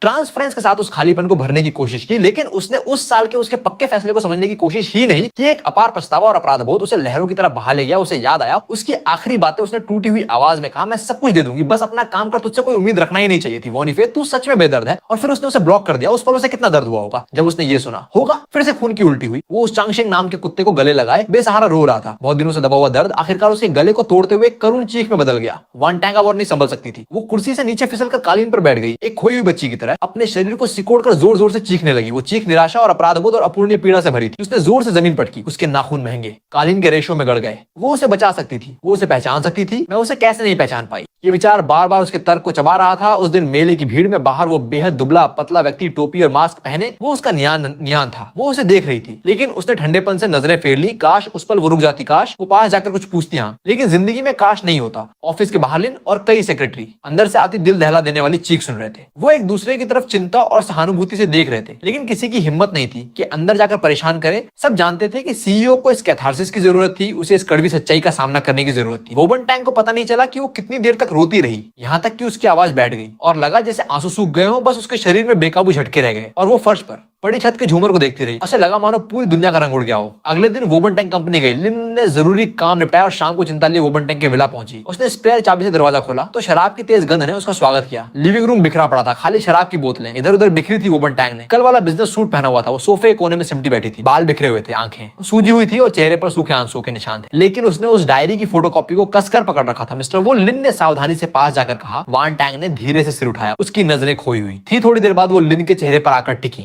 और बोली। लिनी, उसकी आवाज इतनी बैठी थी कि मुश्किल से सुनाई दे रही थी। वो मुझसे नफरत करता था। अंत तक उसने मुझसे नफरत की। लिन का दिल द्रवित हो गया। वो झुकी और धीरे से उसके हाथ से शराब की खाली बोतल लेते हुए बोली, मैडम, वो डायरी के अनुसार मिस्टर वोनियन ने आपसे कभी नफरत नहीं की। अंत तक वो चाहता था कि आप खुश रहें। खुश मैंने उसे खो दिया, मुझे खुश रहने का क्या हक है? उसने फिर से शराब की बोतल लेने की कोशिश की। लिन ने चुपके से रोक दिया। मैडम, वो आप ऐसे नहीं रह सकती। अगर मिस्टर वोनियन आपको ऐसे तड़पते देखेंगे तो उन्हें शांति नहीं मिलेगी। स्वर्ग में वान टैंग ने फुसफुसाया और आंसू फिर से बह निकले। उसे दर्द से इतना डर था। जब वो अकेला गया तो कितना डरा होगा। चांगशेंग भी उसके साथ नहीं था। अंत में वो मम्मी द्वारा दिए गए टेडी बियर को गले लगाया था। वो आगे नहीं बोल पाई, बस चुपचाप रोती रही। लिन ने किसी तरह वोबन टैंक को बिस्तर तक पहुंचाया, उसे थोड़ा पानी पिलाया, उसे बेहोशी में सोते देखा। लेकिन फिर भी उसकी भौहें सिकुड़ी हुई थी। लिन ने आहा भरी वो जानती थी वोबन टैंक को समय चाहिए, लेकिन इस हालत में कंपनी का क्या होगा और उसकी अपनी सेहत का क्या? अगले कुछ दिनों में वान टैंक बिल्कुल बदली हुई लग रही थी। उसने कंपनी जाना बंद कर दिया, किसी भी काम से किनारा करने लगी। पूरा दिन विला में बंद रहती, शराब की बोतलों के साथ शराब के नशे में खुद को भुलाने की कोशिश करती। लेकिन अपराध बोध की धुंधली चेतना में वोनियन की आकृति और भी साफ नजर आती। बचपन में उसके पीछे पीछे घूमना, मीठी आवाज में बहन बहन कहना, जवानी की शरारतें और आखिरकार वो दुबली पतली आकृति रात में एक कुत्ते की लाश को गले लगाए बेसहारा रो रही थी, उसका नाम मात्र का गोद लिया। भाई वायु विदेश से वीडियो कॉल करता है, स्क्रीन पर वो चेहरा देखकर जो कुछ हद तक नियान जैसा था, लेकिन जिसे उसने पैसों से ढाला था। वान टैंग को अचानक घृणा और अपराधबोध की तीव्र अनुभूति हुई। वो क्या कर रही है, एक विकल्प ढूंढ रही है। ये गोयू के साथ अन्याय है और नियान नियान का अपमान। वो बिना रुके स्क्रीन के दूसरी तरफ उस आज्ञाकारी चेहरे पर चिल्ला पड़ती है, जिससे गोयू डर जाता है। कुछ ही देर बाद वो गोयू को एक विदेशी बोर्डिंग स्कूल भेजने का प्रबंध करती है और उसे इतनी बड़ी ट्रस्ट फंड देती है कि वो जीवन भर बिना चिंता के रह सके। ईमेल में वो सिर्फ एक वाक्य लिखती है, माफ करना, मैं एक अच्छी बहन नहीं हूँ, अपनी जिंदगी जियो। वो इस विकल्प से रिश्ता तोड़ देती है, जैसे कि इससे वो अपने सगे भाई के साथ अपना कर्ज कम कर सकती है। कंपनी के कारोबार में गिरावट आने लगती है, शेयरधारक कड़वी शिकायतें करने लगते हैं, मीडिया में अटकलबाजी करने लगता है कि सीईओ वो निजी कारणों से मानसिक रूप से टूट गई है। असिस्टेंट परेशान है, लेकिन दर्द और अपराधों में डूबी वोबन टैंक को नहीं जगा सकता। और फिर एक गहरी रात को वोबन टैंक फिर से लिविंग रूम के कालीन पर गिर गई। नींद और जागने के बीच उसे लगा जैसे वोनियन उसके सामने खड़ा है, बिल्कुल सफेद शर्ट में, जवानी की तरह मुस्कुरा रहा है, बेहद तेज और गर्म। और उसके पैरों में एक पीले भूरे रंग का छोटा कुत्ता अपनी पूंछ खुशी से हिला रहा है। बहन वोनान ने नरम आवाज में कहा, खुद को मत सताओ नियान। नियान वोबन ने हाथ बढ़ाया, लेकिन कुछ नहीं पकड़ा। आंसुओं ने उसकी नजर तुरंत धुंधली कर दी। मुझे माफ कर बहन, मैं गलत थी। भ्रम की उस मुस्कान ने कहा, मैंने तुम्हें कभी दोषी नहीं ठहराया। मैं बहुत खुश हूँ और तुम्हें देखकर बहुत गर्व है कि तुम आज इतनी अद्भुत हो। बहन कृपया मेरा हिस्सा लेकर अच्छे से जियो, खुश रहो, ठीक है? यही मेरी सबसे बड़ी इच्छा है। नियान नियान वोबन टैंग बिना रुके रोई। मैं वादा करती हूँ बहन। भ्रम की वो आकृति धुंधली होने लगी और आवाज भी दूर होती गई। मैं वादा करती हूँ बहन। वोबन टैंग ने बेचैनी से चिल्लाते हुए अचानक कालीन से उठकर बैठ गई। लिविंग रूम खाली था, बस चांदनी खिड़कियों से अंदर आ रही थी। बोनियन का कोई निशान नहीं था, लेकिन वो सपना इतना स्पष्ट था, नियान नियान के शब्द अभी भी उसके कानों में गूंज रहे थे। एक बार फिर एक विशाल दुख ने उसे घेर लिया, लेकिन इस बार दुख के बीच एक हल्का सा धागा था जिसमें दृढ़ ताकत थी। हाँ, नियान नियान ने अंत तक उसकी खुशी की कामना की थी और वो खुद को इस तरह नष्ट कर रही थी। अगर नियान नियान ये स्वर्ग से देख रहा होता तो कितना दुखी होता। वो नियान नियान को निराश नहीं कर सकती और नहीं नियान नियान के बलिदान को बेमानी होने दे सकती। अगली सुबह जब रिनी फिल्म से विला पहुंची तो वो देखकर हैरान रह गई कि वान टैंक पहले ही उठ चुकी थी, नहा धोकर साफ कपड़े पहन चुकी थी। हालांकि उसका चेहरा अब भी पीला और दुबला था, लेकिन उसकी आंखों में अब वो निराशा नहीं थी, बल्कि लगभग क्रूर स्पष्टता और दृढ़ संकल्प दिख रहा था। वान टैंक की आवाज अभी बैठी हुई थी, लेकिन बहुत शांत थी। मुझे सबसे अच्छे प्राइवेट डॉक्टर से संपर्क करने में मदद करो, मैं पूरा मेडिकल चेकअप करवाना चाहती हूँ और बोर्ड ऑफ डायरेक्टर्स को बताओ। दोपहर में एक वीडियो कॉन्फ्रेंस होगी मैडम, वो आप लिन से बात करते हुए वोबन टैंक ने खिड़की से आती तेज धूप को देखते हुए कहा, बल्कि मुझे नियान के लिए ठीक होना है। वोबन टैंक ने अद्भुत दृढ़ता के साथ अपना पुनर्निर्माण शुरू किया। उसने डॉक्टर के इलाज में सक्रिय रूप से सहयोग किया, शराब पीना छोड़ दिया, खाने और सोने की कोशिश करने लगी और खुद को सामान्य जीवन में वापस आने के लिए मजबूर किया। काम पर वापस लौटी और कंपनी के मामलों को पहले से भी ज्यादा कठोरता और कुशलता से निपटाया। उसने गिरती हुई स्थिति को तुरंत स्थिर कर दिया, लेकिन जो लोग उसे अच्छी तरह जानते थे वो महसूस कर सकते थे कि सीईओ वो में पहले जो हल्की सी गर्माहट थी वो गायब हो गई थी। अब वो एक सटीक और बेरहम वर्किंग मशीन की तरह लगती थी, जैसे वो अपने अंदर के खालीपन को केवल अंतहीन काम से भर सकती है। हालांकि काम के बाहर उसने एक गुप्त और लंबी खोज शुरू कर दी। वो वोनियान के जीवन के सभी निशान ढूंढना चाहती थी, उस आखिरी समय के सभी निशान। वो जानना चाहती थी कि उसने उन 5 महीनों को कैसे गुजारा था जब वो उससे दूर थी। सबसे पहले एक माध्यम के जरिए उसने सियांग को ढूंढा, जिसने ऑनलाइन पोस्ट किया था। एक शांत कैफे के प्राइवेट रूम में वोबन टैंक उस महिला से मिली जिसके भौहों में आजादी थी। सियांग ने जटिल भावनाओं के साथ वोबन टैंक की तरफ देखा, जिसमें सहानुभूति थी, तिरस्कार भी और एक पूर्वानुमेय समर्पण भी था। मैडम आखिरकार आप आ गए। सियांग ने आह भरी, मैंने आपको ढूंढा था, लेकिन आपके असिस्टेंट ने मुझे रोक दिया। मैंने सोचा था कि वाकई आपको नियान की कोई परवाह नहीं है। परवाह है। वोबन की आवाज गंभीर थी और उसमें बमुश्किल ध्यान देने योग्य कंपन था। मैं तो बस अंधी थी, एक बेवकूफ थी। कृपया मुझे बताइए नियान के बारे में सब कुछ। सियांग ने अपने सामने इस मजबूत दिखने वाली महिला को देखा जिसकी आंखों में एक अथाह दुख छिपा था। उसका दिल पिघल गया। उसने बताना शुरू किया, उस गंदे बस्ती के हॉस्टल से लेकर नियान की मासूमियत और अक्खड़पन तक, जब वो बीमारी से खून की उल्टी कर रहा था लेकिन हॉस्पिटल जाने से मना कर रहा था। यहाँ तक कि जब उसने उसे मजबूर किया कि उसे टर्मिनल बीमारी है, तब उसने अपनी सारी बचत निकालकर उसे डॉक्टर के पास ले जाना चाहा। सियांग की आंखें लाल हो गई। वो कहती थी, मैं उसके लिए बोझ नहीं बन सकती। तुम्हारे लिए पैसे कमाना आसान नहीं है, मुझे अपनी रिपेयर दुकान खोलने के लिए रखना चाहिए। जब वो गया तो सिर्फ कुछ कपड़े और वो पुराना टेडी बियर ले गया। मैंने उसे बहुत ढूंढा, हर जगह जहाँ वो जा सकता था, हॉस्पिटल, पार्क, पुलों के नीचे, लेकिन ये शहर बहुत बड़ा है, मैं उसे नहीं ढूंढ पाई। सियांग पूरी रात जागती रही। अगर मैं उस समय और चौकस होती, अगर मैं उसे जबरदस्ती हॉस्पिटल ले जाती। वोबन टैंक चुपचाप सुनती रही। उसकी उंगलियां उसकी हथेली में गहराई तक घसी हुई थी। पता चला कि जब वो उससे नफरत कर रही थी, एक ऐसा अजनबी था जिसने उसे थोड़ी गर्मी और सुरक्षा दी थी और उसे खोजने की भी कोशिश की थी, जबकि वो उसकी अपनी बड़ी बहन थी। वोबन टैंक ने गहरी सांस ली और गंभीरता से कहा, धन्यवाद सियांग, उसके सबसे मुश्किल समय में उसकी मदद करने के लिए धन्यवाद। तुमने उसकी मदद की। तुम क्या चाहती हो या कोई मदद चाहिए? बिना हिचकिचाहट बोलो। सियांग ने सिर हिलाया। मुझे कुछ नहीं चाहिए। मैंने ये पोस्ट इसलिए नहीं की कि मुझे कुछ चाहिए, मैं तो बस चाहती हूँ कि सब जाने नियान एक अच्छी लड़की थी। उसके साथ ऐसा गलतफहमी नहीं होनी चाहिए थी। मैडम, अगर आप सच में उसके लिए कुछ करना चाहती हैं तो अच्छे से जिए, उसे बेकार मरने मत दीजिए। सियांग की बातें सपने में नियान के कहे गए शब्दों से बिल्कुल मिलती जुलती थी और उन्होंने वोबन टैंक के दिल पर जोर से प्रहार किया। वो कैफे से बाहर आई। वोबन टैंक सियांग द्वारा बताए गए सुरागों के अनुसार उस बस्ती में गई। कुछ साल बीत चुके थे, वो जगह अब गिरा दी गई थी और वहां नए मॉल बन चुके थे। वो उस हलचल भरे चौराहे पर खड़ी हो गई। ये कल्पना करने की कोशिश कर रही थी कि नियान उन वर्षों में कैसे बचा रहा था, उस अपार लापरवाही से कैसे बचा था, कुछ मामूली सी कमाई पर कैसे खुश हो जाता था। उसके सीने में एक तेज दर्द हुआ। वो फिर से उन जगहों पर गई जिनका डायरी में जिक्र था, सुपरमार्केट, सब्जी मंडी, यहाँ तक कि उस पशु चिकित्सालय भी गई जहाँ के मैनेजर अब भी थे। वान टैंग ने वोनान की तस्वीर निकाली जो उसके फोन में 17 साल की उम्र की सेव थी। एक बेफिक्र होकर हंसती हुई तस्वीर। मैनेजर ने बहुत देर तक गौर से देखा, फिर से हिलाया। हर दिन बहुत सारे पालतू जानवर क्लिनिक आते हैं, उसे याद नहीं? वान टैंग हार नहीं मानी, उसने चांग शेंग की शक्ल बताई। एक बेज रंग का छोटा मिक्स नस्ल का कुत्ता जो एक पैर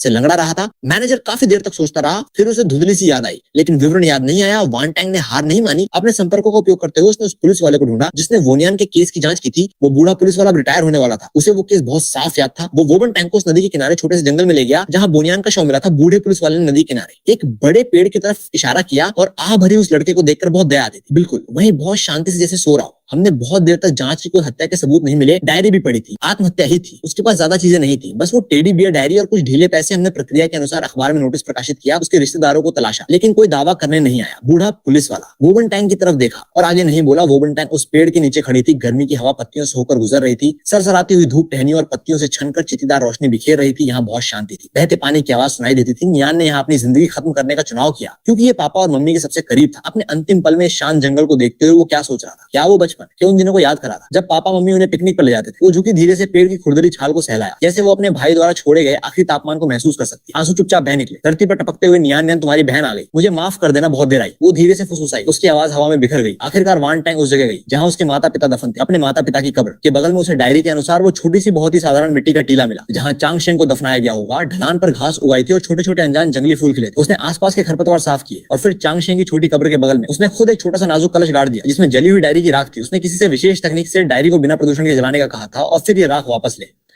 आई थी। उसने उस छोटी सी मिट्टी को सहलाते हुए धीरे से कहा, चांग शेंग, उन आखिरी दिनों में नियान के साथ रहने के लिए शुक्रिया। अब कृपया यही नियान के साथ रहना। पापा और मम्मी के साथ ये सब करने के बाद वोबन टैंग अपने माता पिता की कब्रों के सामने खड़ी हो गई। उसने पत्थरों पर लगे माता पिता की दयालु तस्वीरों को देखा और 3 बार गहरा सिर झुकाया। उसकी आवाज शांत और दृढ़ थी, पापा मम्मी, मुझे माफ करना। मैंने अपने भाई की अच्छे से देखभाल नहीं की, लेकिन मैं आपसे वादा करती हूँ आगे से मैं अच्छे से जीऊंगी। नियान के हिस्से को भी शामिल करते हुए मैं अच्छे से जीऊंगी। मैं कुछ ऐसा करूंगी जिससे नियान के जाने का मतलब बने। शहर वापस आकर वान टैंग ने एक बड़ा फैसला किया। उसने एक प्रेस कॉन्फ्रेंस बुलाई और घोषणा की कि वो अपनी अधिकांश व्यक्तिगत संपत्ति नव स्थापित चैरिटी फाउंडेशन नियान चांग शेंग को दान कर दे। ये फाउंडेशन मुख्य रूप से 2 क्षेत्रों पर ध्यान केंद्रित करेगा। एक, कैंसर से पीड़ित गरीब किशोरों को वित्त पोषित करना, उन्हें चिकित्सा खर्च और मनोवैज्ञानिक सहायता प्रदान करना, और दूसरा, आवारा जानवरों को बचाना, बचाव केंद्र स्थापित करना और मानकीकृत गोद लेने की प्रणाली बनाना। प्रेस कॉन्फ्रेंस में वान टैंग ने पहली बार सार्वजनिक रूप से अपने भाई वोनान का जिक्र किया। बहुत अधिक विवरण में गए बिना उसने बस इतना कहा, मेरे भाई वोनान को जीवन में अजनबियों से दया मिली और उसने जीवन के उतार चढ़ाव और कठिनाइयों का भी अनुभव किया। इस फाउंडेशन की स्थापना उन्हें याद करने के लिए है और उन लोगों की मदद करने के लिए है जो उनकी तरह दर्द और कठिनाइयों का सामना कर रहे हैं। मैं उम्मीद करती हूँ कि हर जीवन के साथ नम्रता से व्यवहार किया जाए और दया का हर कार्य अमर रहे। उसके इस कदम ने व्यापार जगत को हिलाकर रख दिया और आम लोगों के दिलों को छू लिया। जो लोग पहले उस पर सवाल उठाते थे और मजाक उड़ाते थे, वो धीरे धीरे समझ और प्रशंसा से बदल गए। लोगों ने अंततः समझा कि उस बेरहम सीईओ जेफेबियो के पीछे एक गहरा दर्द और मुक्ति छिपी थी जो उसके दिल पर अंकित थी। फाउंडेशन का काम तेजी से शुरू हुआ। यान टैंग ने व्यक्तिगत रूप से भाग लिया, प्रोजेक्ट की समीक्षा में हिस्सा लिया, हॉस्पिटल में सहायता प्राप्त बच्चों से मिलने गए, बचाव केंद्रों का दौरा किया और उन छोटे जानवरों को देखा जो गोद लिए जाने का इंतजार कर रहे थे। इस प्रक्रिया में उसके चेहरे पर कभी कभी कुछ वास्तविक और दयालु भाव दिखते थे। हालांकि उसकी आंखों में दुख कभी पूरी तरह से नहीं छंटा था, लेकिन लगता था जैसे उसने दर्द के साथ शांतिपूर्ण ढंग से रहने का एक तरीका ढूंढ लिया था। वो अक्सर फाउंडेशन द्वारा वित्त पोषित एक बच्चों के हॉस्पिटल में जाती थी और वार्ड के बाहर बैठकर उन बच्चों को देखती थी जो बीमारी से जूझ रहे थे। एक बार एक छोटा बच्चा जिसे बिल्कुल वोनियान जैसी की बीमारी थी, केमोथेरेपी से उसके सारे बाल झड़ चुके थे, लेकिन फिर भी उसने वान टैंग को आशावादी मुस्कान दी। उस पल वान टैंग को नियान के बचपन की तस्वीर दिखाई दी। वो पास गई, धीरे से बच्चे के सिर को सहलाया और उसे एक नया टैक्सी का मॉडल दिया। बच्चे की हैरानी भरी मुस्कान ने उसके ठंडे दिल को हल्की गर्माहट से भर दिया। उसने सियांग की फिर से मदद करने की कोशिश की। उसके लिए एक दुकान खोलने के लिए निवेश करना चाहती थी ताकि उसका सपना पूरा हो, लेकिन सियांग ने फिर से मना कर दिया। मैडम वो, आपकी दयालुता के लिए शुक्रिया। सियांग मुस्कुराई, लेकिन मैं अब भी अपने हाथों से पैसे कमाना चाहती हूँ और अब मैं फाउंडेशन में वॉलंटियर हूँ,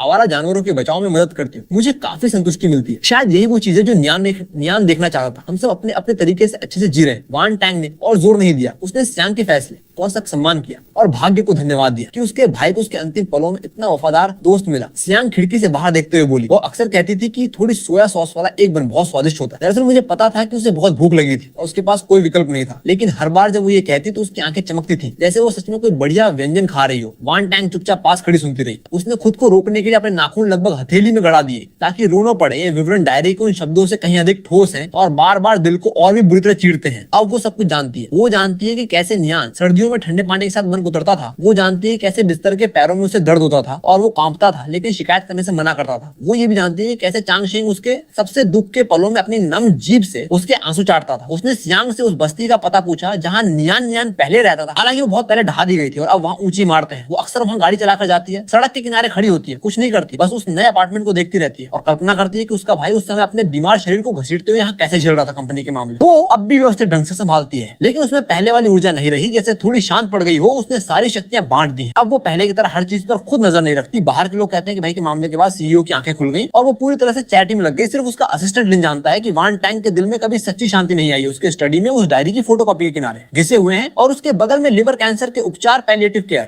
साइकोलॉजिकल इंटरवेंशन पर दस्तावेजों का ढेर है। जैसे वो बहुत लंबे समय से एक शोध कर रही हो और उस शोध का विषय उसका वो भाई है जिसके प्रति उसकी बहुत बड़ी कर्ज है। उद्देश्य लगता है अपने दिमाग में बार बार उस अतीत को संशोधित करना है जिसे वो अब बदल नहीं सकती। समय बीतता गया, पलक झपकती उस डायरी की लाइव स्ट्रीमिंग को 3 साल बीत गए जिसने पूरे देश को दिखा कर रख दिया था। न्यान चांग फाउंडेशन ने हजारों परिवारों की मदद की थी। वान को कई सम्मान भी मिले थे, लेकिन एक बरसात की शाम को उसे एक फोन आया जो एक सैनिटोरियम से था। वो उसका गोद लिया भाई वायु था जो विदेश से एक अंतर्राष्ट्रीय कॉल थी। फोन पर वायु की आवाज हिचकती हुई और चिंतित थी। बहन, मैं तुम्हारे विदेशी घर में पुरानी चीजें समेट रहा था तो मुझे बहुत छुपी हुई फोटो एल्बम मिली। उसमें बोनान के बचपन की तस्वीरें हैं और कुछ डायरी के पन्ने हैं जो तुमने जवानी में लिखे थे और कभी किसी को नहीं दिखाए। मैंने वो चीजें देखी और मुझे कुछ बातें पता चली। हो सकता है तुम भी भूल गई थी। वो माता पिता की मौत से पहले और बाद की कुछ धुंधली बातें हैं, जैसे कोई जानबूझकर छुपाया हुआ सच हो। फोन पकड़े वोबन टैंक का हाथ थोड़ा कौंपा बारिश की बूंदें खिड़की के शीशे पर टकरा रही थी जिससे वो बेचैन हो गई। उसने वायु से वो सामान वापस भेजने को कहा। कुछ दिनों बाद पैकेज आया। फोटो एल्बम के अलावा कुछ पीले पड़ चुके कागज थे। वो वोबन टैंक की किशोरावस्था के नोट्स थे। लिखावट थोड़ी जल्दबाजी थी। उसके मन के उथल पुथल को देखा जा सकता था। उसे याद आया वो रात थी जब उसके माता पिता का कार एक्सीडेंट हुआ था। उनके बीच बहुत तीखी बहस हुई थी।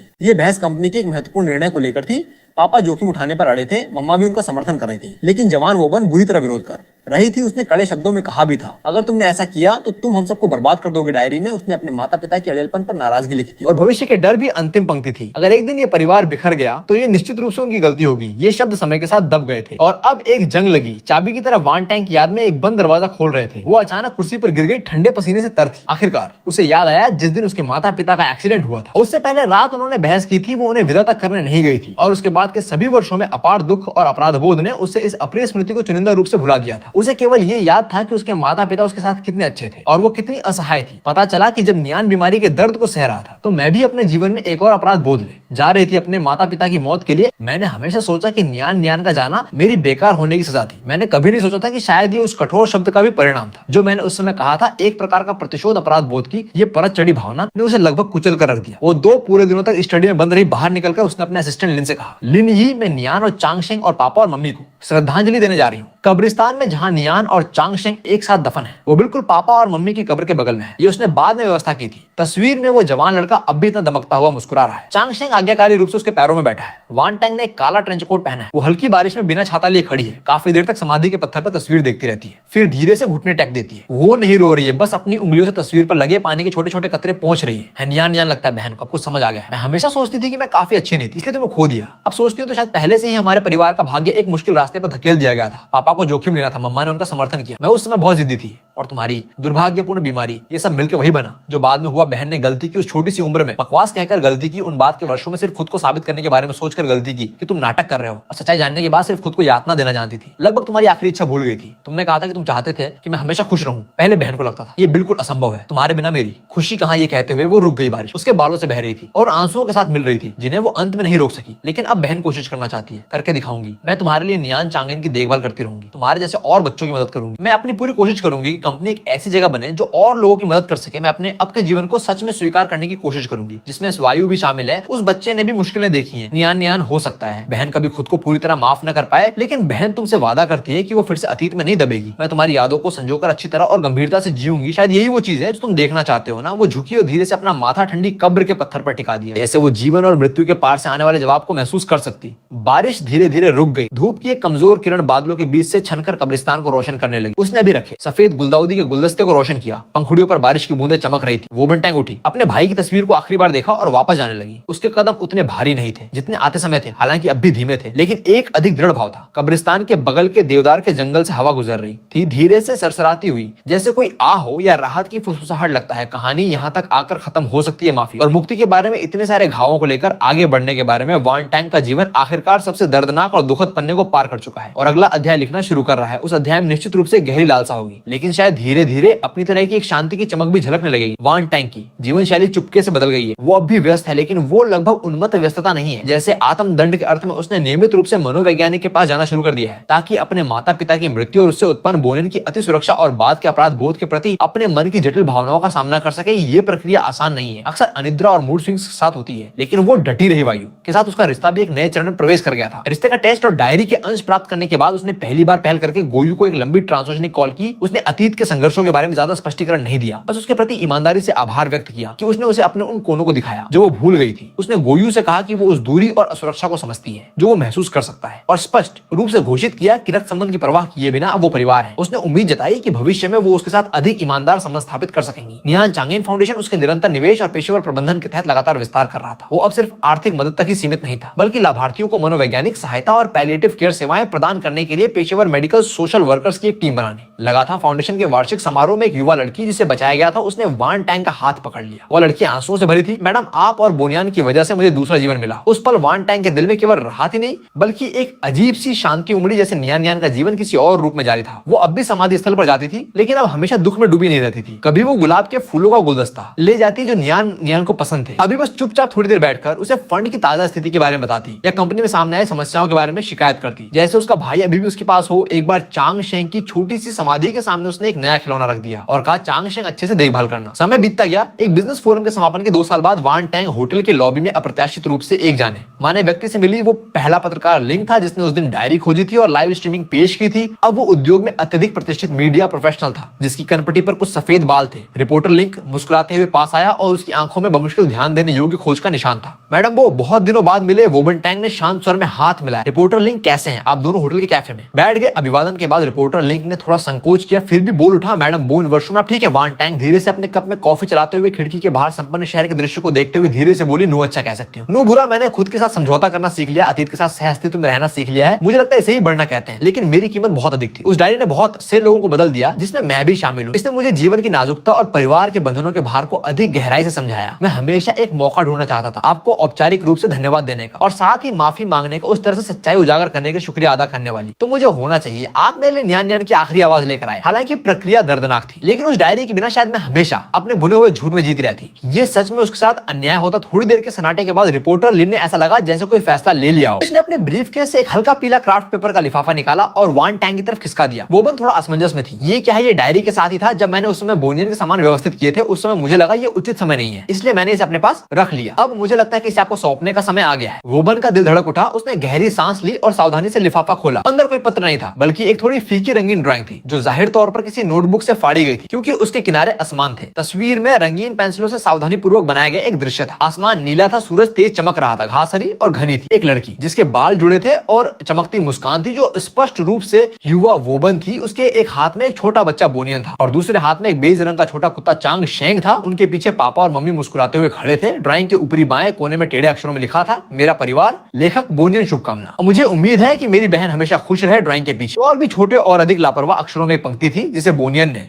बाद में जोड़ा था, स्याही का रंग गहरा था, बहन मुझे माफ कर देना और आई लव यू। आंसुओं ने तुरंत वोबन की आंखों को धुंधला कर दिया। उसे लगा मानो वो उस दुबले पतले युवक को देख रही हो जो अपने जीवन के अंतिम पलों में बीमारी से बेहाल था। दर्द सहते हुए कांपते हाथों से उसने उस परिवार के पुनर्मिलन की तस्वीर खींची थी जिसकी वो सबसे अधिक लालसा रखता था, लेकिन अब उसे साकार नहीं कर सकता था। वो नाराज नहीं था, सिर्फ माफी और प्यार। उसने उस पतली शीट को कसकर दबा लिया जैसे वो दुनिया का सबसे कीमती खजाना हो। आंसू ड्राइंग पर टपक पड़े। उसने जल्दी से अपनी उंगलियों से धीरे से पोंछे, कहीं उसके भाई के बनाए निशान धुंधले न हो जाएं। वान टैंग ने टूटी हुई आवाज में कहा, जैसे लिंगिसे से और खुद से भी वो हमेशा मेरे बारे में सोचता था। लिंगिसे की आंखें भी नम थी। उसने चुपचाप सिर हिलाया। उस रात वान टैंग ने उस पेंटिंग को सावधानी पूर्वक फ्रेम करवाया और उसे अपने स्टडी में लटका दिया और डायरी की एक प्रति उसके बगल में रख दी। वो उसके सामने बहुत देर तक खड़ी रही, उसे निहारती रही। अगले दिनों में वान टैंग वो शक्तिशाली सीईओ बनी रहेगी जो बिजनेस जगत में प्रसिद्ध है, और वो नियान चांगेन फाउंडेशन की वो संस्थापिका बनी रहेगी जो ताकत से भरी। लेकिन उसके दिल की गहराई में एक कोना हमेशा के लिए उस 18 साल के युवा और उसके छोटे कुत्ते के लिए कोमल रहेगा। वो भूलने की कोशिश नहीं करती बल्कि याद रखने का चुनाव करती है। वो इस भारी भरकम प्यार को लेकर दुनिया में चलती रहती है। जैसा वो देखना चाहता था वैसे जीने की कोशिश करती है। वो जानती है कि जीवन का बरसात का मौसम शायद वापस आएगा, लेकिन उसने अपने दिल में अपने और नियान के लिए एक सदाबहार गर्म छाता खड़ा कर लिया है। कहानी का अंत पूरी तरह से सुखद नहीं, लेकिन कम से कम ये एक निश्चित वास्तविक और दाग निशान से चिन्हित पूर्णता की ओर बढ़ रहा। वोबन का जीवन धीरे धीरे एक नई सामान्यता बना रहा था। वो पेंटिंग जिसका नाम था मेरा परिवार,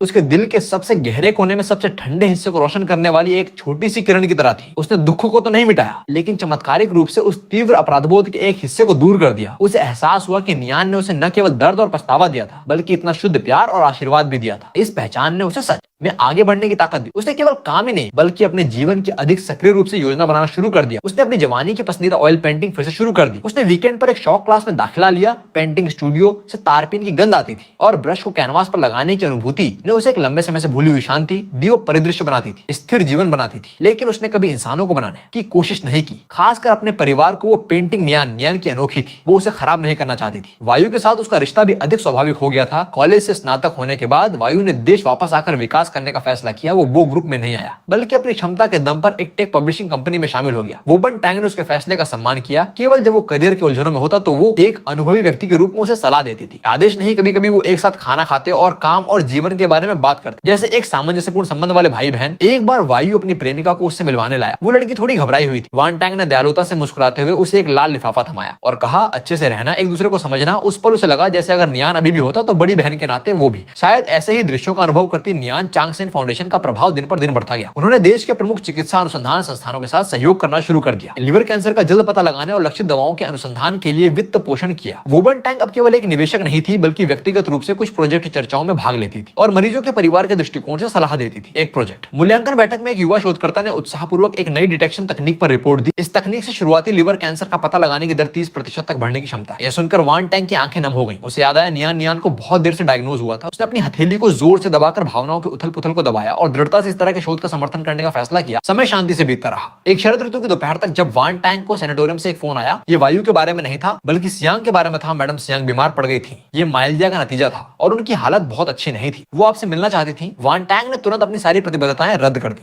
और उस छोटे से शहर तक गाड़ी चलाकर पहुंच गए। अस्पताल के कमरे में डिसइंफेक्टेंट की गंध थी। सियांग उसकी याद से कहीं अधिक दुबली हो चुकी थी। उसका चेहरा पीला था लेकिन उसकी आंखें अब भी साफ थी। उसने वान टैंग को एक कमजोर मुस्कान दी। मैडम वो आप आ गई। वोबन टैंग बिस्तर के पास बैठ गई और धीरे से उसका हाथ पकड़ते हुए बोली, मुझे मैडम ना बुलाओ, बस मुझे बन टैंग बुलाओ। सियांग ने मुश्किल से सिर हिलाते हुए सांस ली। मैं आधी हूं और आप मैडम वो हैं। मेरे पास ज्यादा समय नहीं है। एक बात है जो मैंने बहुत सोची और मुझे लगा मुझे आपको बतानी चाहिए। वान टैंग को बुरा लगा। बोलो। सियांग की नजर बिस्तर के बाहर चली गई, जैसे वो याद कर रही हो नियान के जाने से पहले उसने वास्तव में तुम्हारे लिए एक संदेश छोड़ा था। वो डायरी में नहीं लिखा। उस दिन उसकी तबीयत ठीक नहीं थी। उसे बहुत दर्द हो रहा था। बेहोशी के क्षणों में उसने मेरा हाथ पकड़ा और कहा, सियांग दीदी, अगर मेरी बहन को भविष्य में पता चले तो उससे कहना सियांग रुक गई। उसकी सांसें तेज थी। वान टैंग जल्दी से उसे पानी दिया लेकिन उसने हाथ हिलाकर बात जारी रखी। उसने कहा, उससे कहना कि बहुत देर तक दुखी न हो, एक साथी ढूंढे, जैसे पापा और मम्मी नहीं, उसे अकेला मत छोड़ना। और हाँ, हर दिन गर्मा गर्म खिचड़ी खाए। उसकी आवाज धीरे धीरे कमजोर होती गई। आखिरी शब्द लगभग अश्रव्य थे। वोबन टैंग के आंसू चुपचाप बह निकले। बहुत देर तक दुखी मत होना, एक साथी ढूंढना, हर दिन गर्म खाना खाना, यही उसके छोटे भाई का आखिरी स्नेह था। वान टैंग ने अपना चेहरा अपनी हथेलियों में छिपाते हुए कहा, सियांग कैसा बेवकूफ बच्चा है। उसने तुम्हें कभी दोषी नहीं ठहराया। वो हमेशा कहता था मेरी बहन दुनिया की सबसे अच्छी बहन है। कुछ ही दिनों बाद सियांग अपनी बीमारी से चल बसी। वोबन ने उसे नियान की कब्र के बगल में दफनाया और फूलों का एक गुलदस्ता रखकर कहा, अब जाकर उससे मिलो गर्मा गर्म खाना खाकर। उसने खाने के मामले को गंभीरता से लेना शुरू कर दिया। उसने एक आंटी को रखा जो उसके लिए गर्मा गर्म बन बनाती थी और कभी कभी वो खुद खाना बनाना सीखती थी। रसोई की गर्माहट उसे सुरक्षित महसूस कराती थी। एक दोपहर वायु ने फोन करके बताया कि उसका प्रोजेक्ट सफल रहा। उसकी आवाज खुशी से भरी थी। वोबन टैंग सुनकर मुस्कुरा दी। वो रसोई में गई और लैंप की गर्म रोशनी में परिवार को देखा। इस बार उसने आंसू नहीं बहाए बल्कि धीरे से वादा किया, मैं अच्छे से जीऊंगी, तुम्हारे प्यार को संजोकर आगे बढ़ूंगी। वो अब भी कब्रिस्तान जाती है लेकिन अब जैसे पुराने दोस्तों से मिलने जैसा होता है। वो चाय का बर्तन लेकर बैठती है और सब हालचाल सुनाती है। शयन कक्ष में रोशनी और शब्द उसे प्यार के अस्तित्व की याद दिलाते हैं। नियान चांगेन फाउंडेशन लाखों लोगों को लाभान्वित कर रहा है। शुरुआती पहचान के कार्यक्रमों ने कई जाने बचाई हैं। हर बार ऐसी खबर सुनकर उसके दिल का पछतावा थोड़ा और हल्का हो जाता है। एक अंतर्राष्ट्रीय चैरिटी फोरम में किसी ने कहा कि नियान चांग में पूर्वी दर्शन भरा है और एक स्मारकीय व्यक्ति वास्तविक जीवन के लिए। वान टैंग ने दृढ़ संकल्प के साथ मुस्कुराते हुए कहा, दरअसल यही मेरे सीखने का कारण बन गया है। वायु का प्रोजेक्ट एक सफलता है जो टेक सर्कल में अपनी प्रतिभा दिखा रहा है। वो अपनी प्रेमिका लिन वेई को मिलवाने लाया। लड़की के हाथ का बना हुआ ब्रेस्ड पोर्क उसकी मां के हाथों के स्वाद की छाया रखता था। वान टैंग के दिल में गर्माहट उठी। अब 10 साल बीत चुके हैं। वान टैंग की कनपटी सफेद हो चुकी है। उसकी आंखें अधिक शांत दिखती हैं। उसने धीरे धीरे सत्ता हस्तांतरित कर दी है और रणनीति और चैरिटी पर ध्यान केंद्रित कर रही है। उसने बगीचे में सूरजमुखी और सफेद गुलदाउदी लगाए हैं। एक डॉक्यूमेंट्री निर्देशक ने उससे संपर्क किया जब वो नियान चांगसेन की कहानी पर फिल्म बनाना चाहता था तो उसने सोचने के बाद सहमति दे दी लेकिन शर्त रखी कि ये सच्ची हो और फाउंडेशन के काम पर केंद्रित हो। कैमरा उसे शांत और सक्षम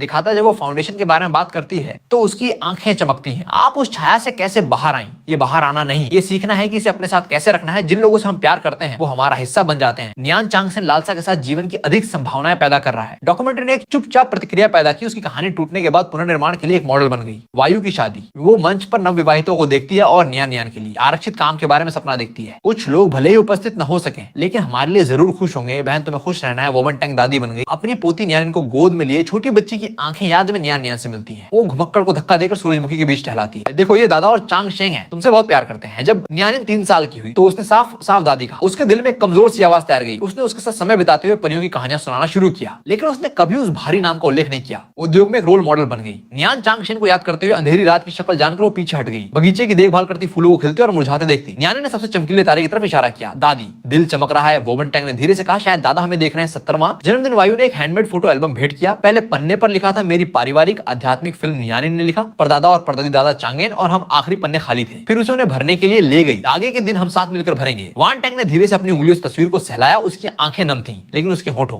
पर मुस्कान थी। ये उपहार उसे बताता है कि नियान को कभी भुलाया नहीं गया है और वो परिवार की यादों में गर्मजोशी से एकीकृत हो रहा है। उसने नियान की पुरानी चीजों को व्यवस्थित किया और उन पर लेबल लगाए, ताकि नियान किन को पता चले कि परिवार कहां से आया है। अंत में वो प्रेसिडेंट गो, जिसने अपना पूरा जीवन चैरिटी के लिए समर्पित कर दिया था, ने शांति से अपने बुढ़ापे का आनंद लिया जाने से पहले वो बिना रुके रोई, पापा मामा नियान तुम मुझे लेने आ गए, मुझे माफ करना, मैंने नियान की अच्छे से देखभाल नहीं की। उसने कभी ऐसी बुजुर्ग औरत नहीं देखी थी। तो इतना दिल दहला देने वाला रो सकते हो। लेकिन जब वो गई तो प्रेसिडेंट बहुत शांत थी और उसके चेहरे पर एक बच्चे जैसी संतुष्ट मुस्कान थी।